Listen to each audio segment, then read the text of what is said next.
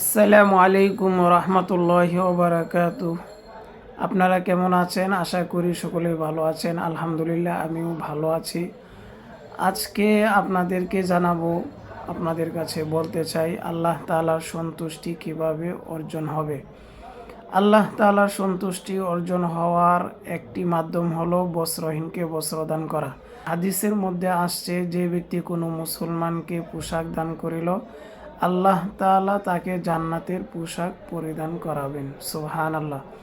এই হাদিসের ব্যাখ্যার মধ্যে আসছে যে জান্নাতের রেশমি সবুজ পোশাক তাকে পরিধান করানো হবে। এবং অন্য এক হাদিসের মধ্যে আসে, যতদিন পর্যন্ত ওই পোশাক পরিধান করবে, পোশাক দান করেওয়ালা ব্যক্তিকে আল্লাহ তাআলা বিশেষ এক তত্ত্বাবধানে রাখেন। আল্লাহ তাআলার হেফাজতে ওই ব্যক্তি থাকে এবং তার আমল নামায় সব লেখা হইতে থাকে। অতএব শীত যেহেতু বেশি, আমরা এখন শীতের বস্ত্র বা শীতের পোশাক দান করব আল্লাহ তাআলার সন্তুষ্টি অর্জন করার জন্য। আল্লাহ তাআলা আমাদের সকলকে আল্লাহ তাআলার সন্তুষ্টি অর্জন করার তৌফিক দান করেন। আমিন।